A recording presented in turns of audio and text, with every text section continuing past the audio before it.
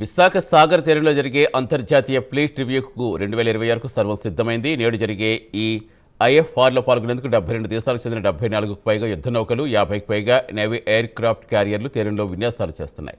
ఇక భారత్ స్వదేశీ పరిజ్ఞానంతో తయారు చేసిన ఐఎన్ఎస్ విక్రాంత్ మిలాన్లో ప్రత్యేక ఆకర్షణగా నిలవనుంది. మహిళా నావికాదళ అధికారులు దీనికి సారథ్యం వహించనున్నారు. ఇప్పటికే ఫ్లీట్ రివ్యూ 2026 సన్నాహక నిర్వహణ పూర్తి చేయగా రాష్ట్రపతి ద్రౌపది ముర్ము విశాఖ చేరుకున్నారు. Governor Abdul Nazeer, deputy CM Pawan Kalyan, మంత్రి డోలా బాల వీరాంజనేయ స్వామి, ఎంపీ భరత్ రాష్ట్రపతికి స్వాగతం పలికారు.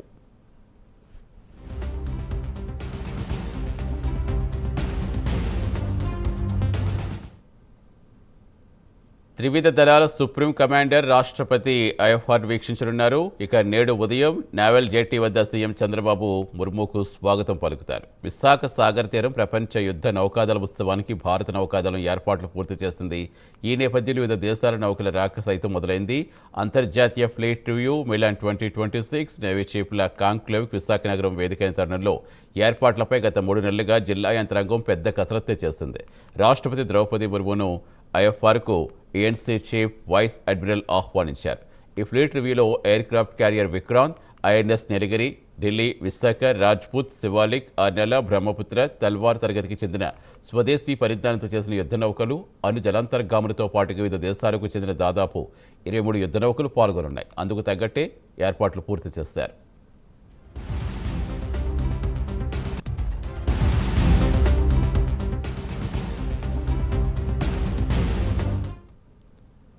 ఫ్లీట్ రివ్యూ మిలాన్ల కోసం జిల్లా యంత్రాంగం తగిన ఏర్పాట్లు సిద్ధం చేస్తుంది. 7,000 మంది పోలీసులతో బందోబస్తు ఏర్పాటు చేసింది. 64 డ్రోన్లతో నిరంతరం నిఘా ఏర్పాటు చేశారు పోలీసులు. మరోవైపు జీవీఎంసీ ఆధ్వర్యంలో 119 అభివృద్ధి సుందరీకరణ పనులు 19 కోట్లతో చేపట్టి పూర్తి చేశారు.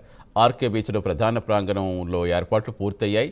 ప్రముఖులు, వీఐపీలు కూర్చునేందుకు ప్రత్యేక ఏర్పాట్లు చేశారు.